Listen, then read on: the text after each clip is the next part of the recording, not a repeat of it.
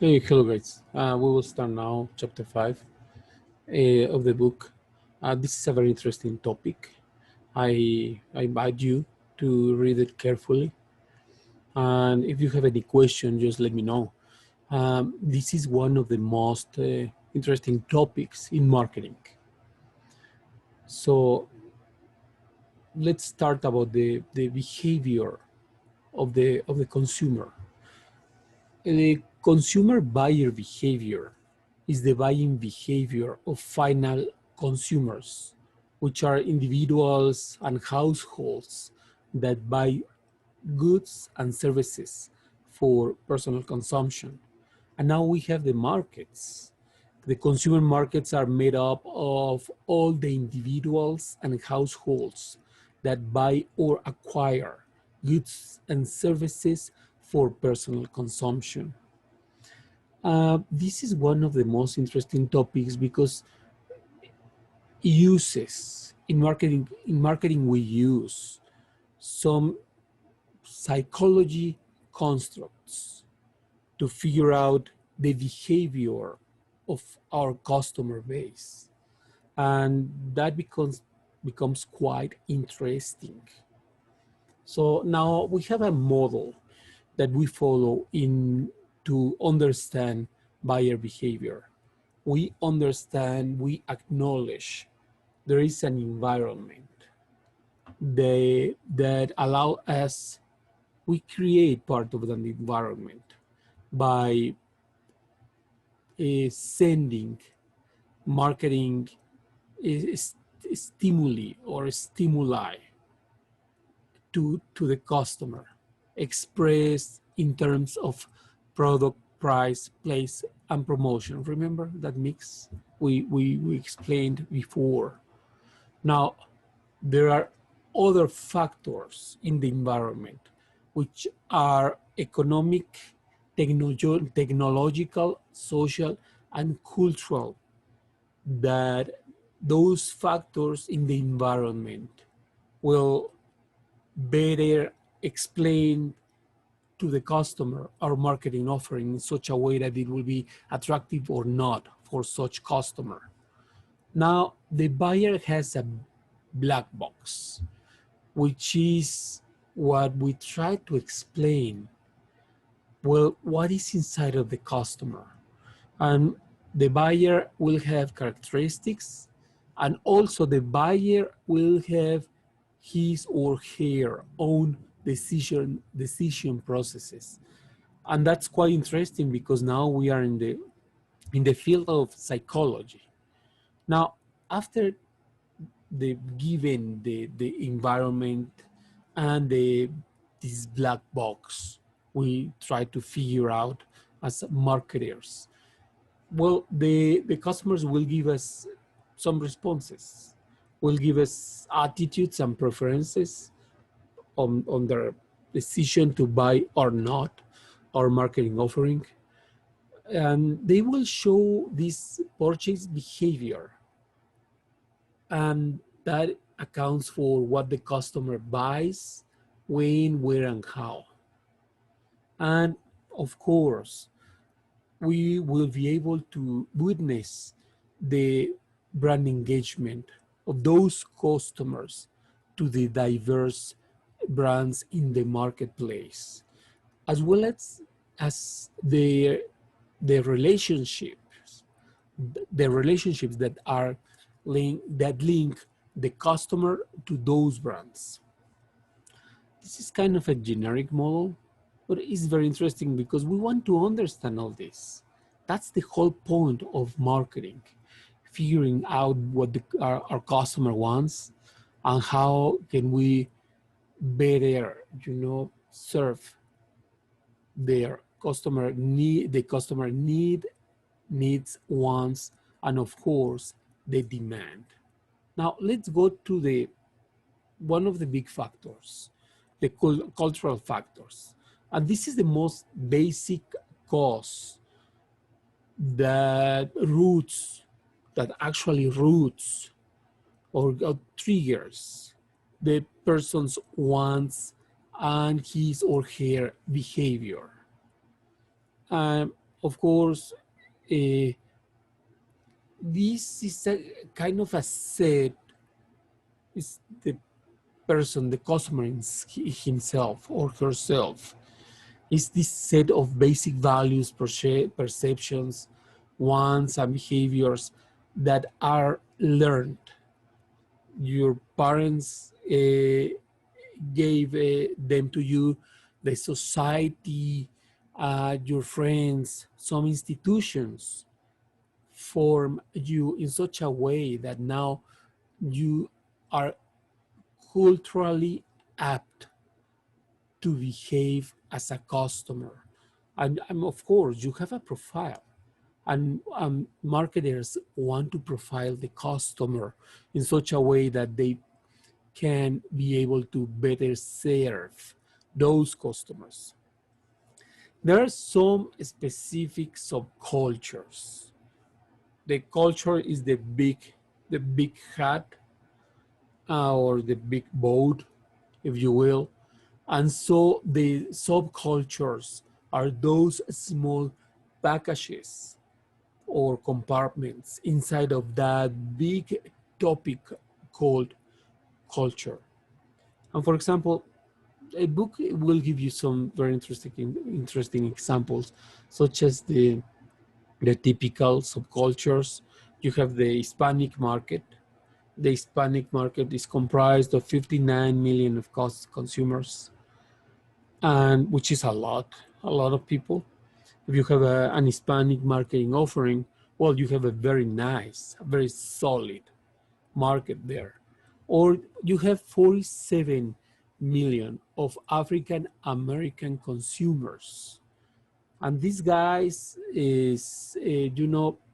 have an annual buying power of 1.5 trillion American dollars, which is a lot of money. You have the Asian Americans. That's another nice subculture or segment, if you want to call it like that, that actually is the most affluent in the U.S. demographic, of all the U.S. demographic segments. Now let's explain some myths, some beliefs, preconceived beliefs that are given to you sometimes. Social classes are society's relative permanent and ordered divisions whose members share similar values, interests, and behaviors. That means you are theoretically, you are a member of a social class. But watch out, because the myth is said that many people believe that you are belong a social class, to a specific social class, based on the money you have, which is not true. Is not true.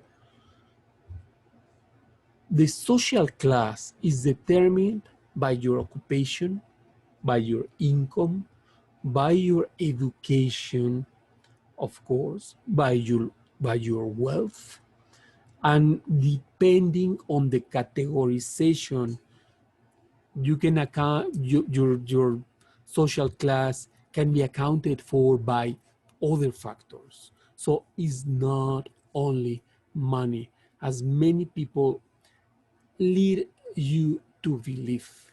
That's not true. Now, there are social factors. Among these social factors, the other group, there are four groups, okay? Cultural factors, social factors is another big a, a group of criteria that will affect the environment of the consumer behavior. So in this case, we have the groups and social networks. And inside of those groups and social networks, we have the reference groups, which is the direct or indirect point of comparison that the consumer in his head is willing to make. In other words, you as a consumer think that you believe to a group thanks to these reference points, reference groups. And those references will mold, will make, will explain your attitudes and your behavior. You try to adapt yourself to the attitudes and behaviors of that group in order to, to be part of. Now,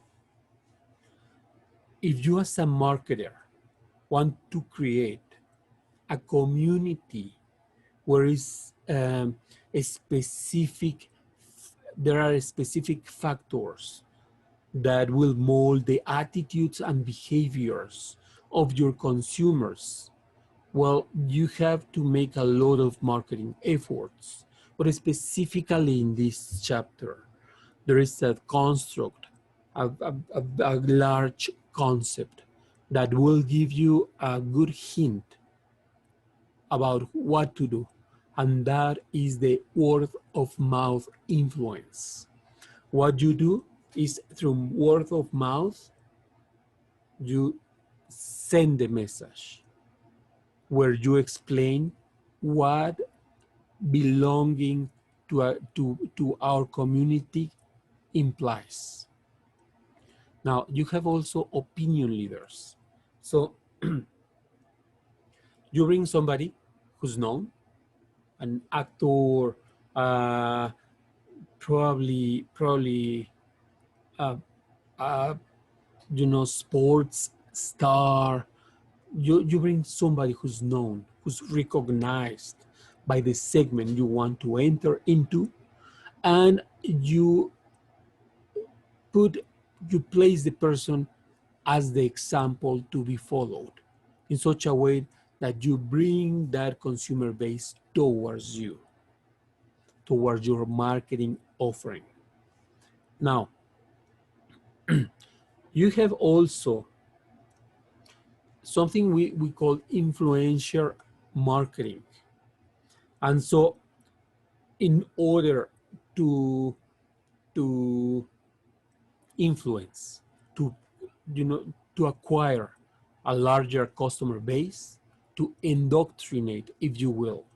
It sounds ugly. It's a good word, but it probably don't. Just take it in the context of marketing research and marketing in general. You want to bring your customer base, to increase the customer base by bringing new members. So the influencer marketing is this group of people, the opinion leaders of word of mouth ideas, everything taken together in a proactive attitude of the marketer to constantly bring people. Have you seen Mary Kay? That's a good example. You have somebody who's a good opinion leader sometimes, or most of the time, about beauty. And so you create word of mouth by these meetings in the house, somebody's house. So you start not collecting, but inviting customers to you to form part of your customer base. And of course, you have the online social networks. The online social networks, which are a very good means to invite people that already know you. You become a promoter of the idea. And that's the whole point. How to convince somebody to do something you want them to do. Yeah, it sounds ugly, but actually it works in that way. That's marketing. We're trying to bring customers, to better serve their needs, wants, and to fulfill the demand. So also we have the family. The family is a very important social factor. And actually through family, in most of the cases, you learn how to consume to fulfill your needs and your wants. And so you have this role and status inside of your social networks, and that role will define the expectations people should have from you, what they are expecting from you to do, how they are expecting you to behave. And actually, sometimes the marketer doesn't need to make a very strong effort. People are already selected and recruited in their network by others, by their family, by their opinion leaders, by their institutions. There are other important factors, which are the personal factors. What do you do in life defines, tells a lot to the marketer about what to expect from you. If you are in the segment or not, it will depend on the marketing offering and the positioning to define if you should be part of this market or not. Now, age and life stage. Life stage is a nice big word that will life stage is in which stage of your experiences as consumer you are located. So if you are just starting to consume because you are young, or because whatever, because you didn't care about those marketing offerings before, so the life stage where you are will define whether you belong to a market segment or not, as well the economic situation you are. If you have the money, if you want to have a specific lifestyle which is expensive and you don't have money, you cannot belong to that segment. And it will depend on on the situations which are perfectly seen in the trends of your spending, your personal income, your savings, the interest rate somebody's paying. It's a little complex, but it's interesting. Now there are other personal factors, which are the lifestyle, which is the person's pattern of living as expressed in his or her psychographics, which kind of personality you have. The book will give you the case of the Mini Cooper, but there are many. We try in marketing to give personalities to the marketing offerings in such a way that if there is a coincidence of you or of the consumer with that personality of that specific marketing offering, so immediately there is a click and you get engaged with the brand.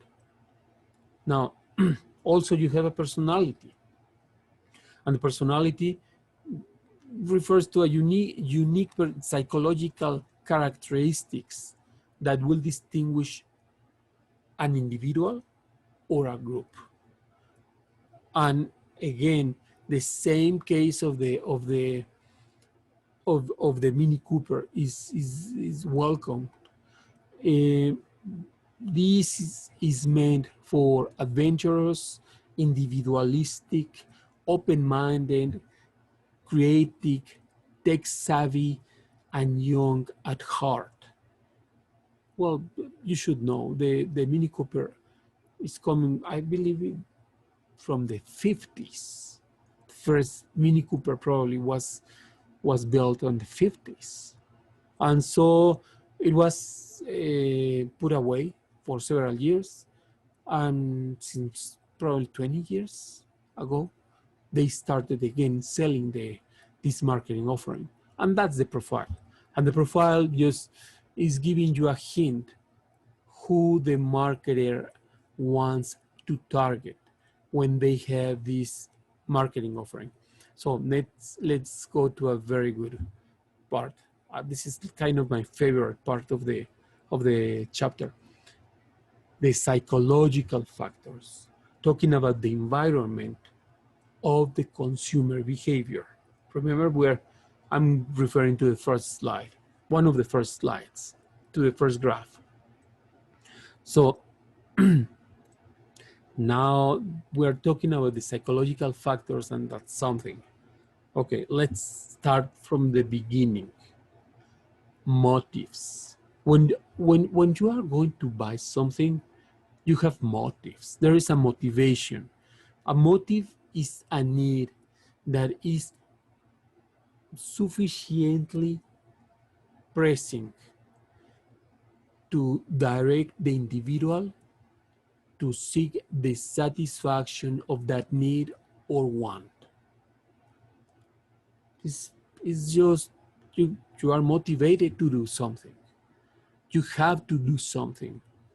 Now, Freud suggested that buying decisions are actually affected by subconscious motives. For Freud, subconscious plays a big role on everything we do and all the alter egos we play with. We have motivation research. So in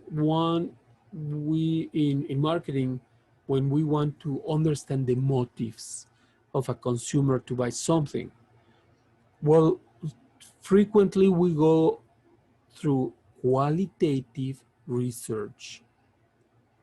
We launch some proofs on consumers' hidden, subconscious motivations. And that's very interesting. We try to figure out what triggered the decision for the consumer to buy something. There is another explanation, okay? Not only Freud. Also, you have Maslow. And Maslow is kind of cute. It's kind of neat. Maslow will give you this triangle. And this triangle is the triangle of how you categorize, how you organize your needs. First, you have the psychological needs. You feel physiological. I'm sorry. Physiological needs. You feel you want to eat something. You feel thirsty. You need the basic to fulfill your basic needs as a human being. Second, we have to fulfill our safety needs. We have needs of security, of protection, of, just feel you are okay, you are not under danger. The third step in the stair is the social needs. Do you need, after fulfilling your basic needs, your psychological and safety needs, now you need to this sense of belonging. You need to know somebody care about you. You need love. That's kind of your social needs. Now, From there, now you need esteem needs, self-esteem, love in yourself, recognition, status. That is what you need. That's kind of the next echelon, how do you call it, on this. This is a pyramid of needs. And the top, once you have covered all of those needs, now you have needs of self-actualization, self-development, self-realization, where you cover all your needs. And so the consumer journey will be attached to one or two or probably three of these needs. Think when you go to the store, bring this pyramid with you, and when you pick something, think, is this for because I feel hunger, or because I'm fulfilling my need of protection, or because with this now I belong to the group? Why am I doing this? Why I'm going to purchase this marketing offering? Which need am I fulfilling? And that is very interesting. Now, also among the psychological factors, we have perception. And perception is just the process by which people select, organize, interpret information to form a meaningful picture of the world. So it's how you understand the world. It's very straightforward. Now there are processes, and that these processes will affect, will influence how you conceive the world. Okay? The first process is the selective attention.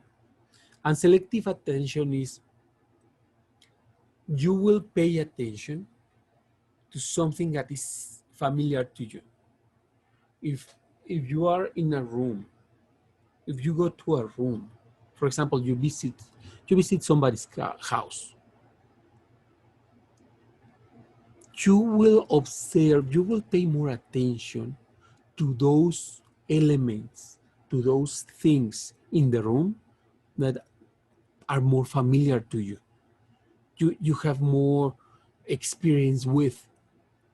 So that's one of the first factors to consider as a marketer. Don't offer a marketing offering that is too wild.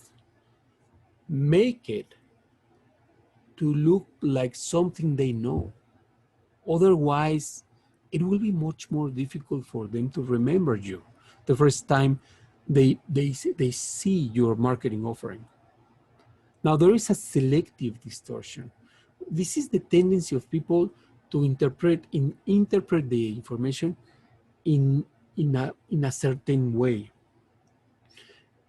Your beliefs will always mediate your understanding of things, always. And that's called selective distortion. It's very difficult to receive something new and believe and give a just a judgment. Again, with my pencil, it's a metal pencil. If you ask for my pencil because you need to write down something, and I give it to you, and before I'm giving the pencil to you, you ask me what kind of pencil is that one, and I tell you this is a metal pencil. Some people will not like it. Some people will say metal, ooh, it's cold, and it's cold outside. That thing is going to be very cold. Don't you have another other pencil? You see, That's selective distortion. You didn't ask me if it was in my pocket. Directly, you will say, you know what? I don't want it. It's too cold. It's too cold outside. And it will be, freezing. Now, there is something called selective retention. And always you retain, remember better, whatever looks like more something you already know and is aligned with your attitudes and your beliefs. If the thing agrees with you, you will remember the thing, the marketing offering. If the thing is something that is alien to you, most probably you will forget about it. Most probably. And here is the slide explaining what exactly I just told you. Now, this last step before we go to a break. There are psychological factors also as well. Among those, you can count the learning.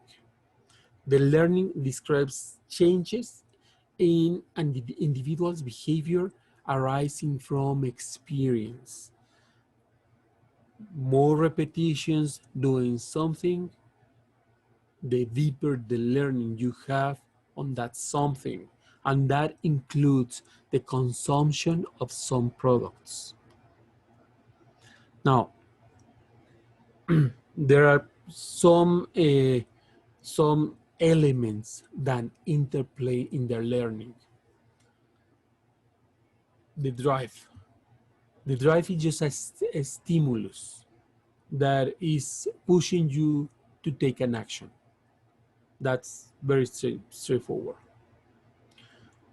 And a drive becomes a motive when it's directed towards a particular stimulus object. Just an, a note there. The cues are minor stimuli that determine when, where, and how the person will respond. Now, I believe, well, before beliefs, let me give you an explanation on the reinforcement, and after that we stop and we go for a break. Reinforcement. You teach somebody to do something and to trigger the same attitude, the same decision. You reinforce and reinforce and reinforce, and you can either give you know uh, a gift because you got the response you wanted to have, or you punish. And that's a classical conditioning, which we are not going to talk about it, but later. So, but once the customer has learned how to use, how to consume your marketing offering, you reinforce and reinforce and reinforce and reinforce. And that's the reason, in many cases, of repeating the same marketing advertising. So take a break, and in part 2, we will finish this chapter.